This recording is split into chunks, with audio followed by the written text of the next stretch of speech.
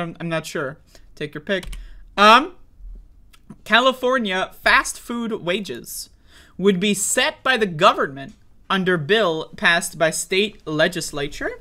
Representatives for chains, including McDonald's, persuaded legislature to remove provisions holding them liable for labor violations by franchisees. Well, okay, that's a great subline.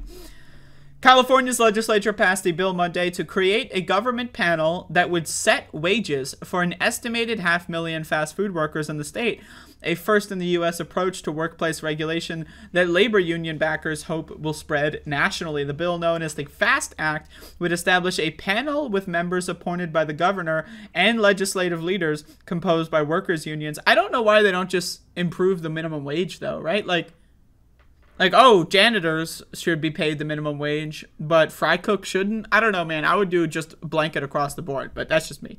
They would set hourly wages up to $22 an hour for fast food workers starting next year. And that's crazy because this year's almost over, so. And can increase them annually by the same rate as the Consumer Price Index up to a maximum of 3.5%. See, that's the thing.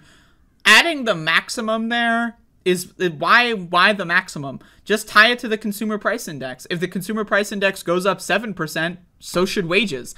Why the idea that, like, I don't know, man, like the weird bits of neoliberalism here, and also 3.5%. Why not 4%? Like, you need that extra 0.5%. Like, oh, 4%, that'll fucking give them way too much money. But 3.5%, god damn, right? Like, what the fuck? Previous version of the bill passed the state assembly in January and also allowed the council to oversee workplace conditions such as scheduling. It made restaurant chains joint employers of their franchises employers, potentially opening them to liability for labor violations. Representatives for companies including McDonald's, Yum, and Chipotle Mexican Grill, Inc. succeeded in having those provisions removed. Wasn't that great? Neoliberalism wins again. This is the biggest lobbying fight that the franchise sector has ever been in, said Matthew Haller, president of the blah, blah, blah, I don't give a shit, a University of California Riverside School of Business study commissioned by the franchises. I don't give a fuck about them. California's current minimum wage is $15 and set to increase by 50 cents on January 1st. Oh, 50 cents. Woo! Woo! Food prices have gone up 13%, but we're going to get an extra fucking couple of nickels. Woo!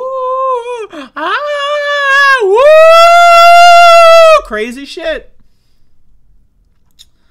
Mr. Newsom hasn't taken a public stance on the current version of the bill, but his Department of Finance opposed the original version. Oh, isn't that great? Labor unions. If goddamn Gavin Newsom vetoed this, that would be crazy shit.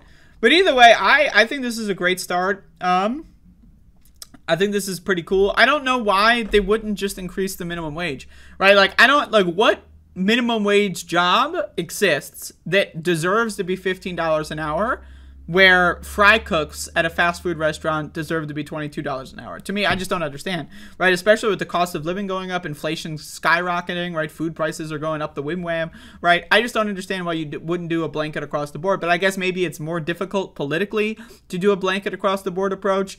I don't know, because of these fucking neoliberals, like fucking freaks. But either way, this is a win. This will affect a lot of people, and I think it's really good. And so I endorse this. And you know, I don't live in California, but if I did, I would say I endorse this, but it would mean a little bit more because I would live in California, but I don't right now. But I still endorse it anyway. It's pretty cool.